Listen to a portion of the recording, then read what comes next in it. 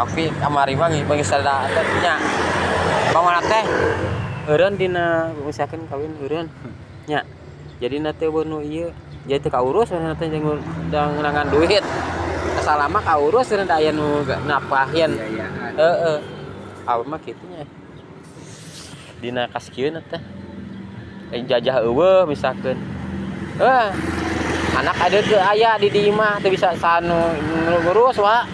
arek misalkan TKI budak apa saha ngurus apa nya misalkan ka pabrikan ke budak ku dituneun ku HP kayak bawa dulur kudu dibayar dulu heeh dulur ayeuna teh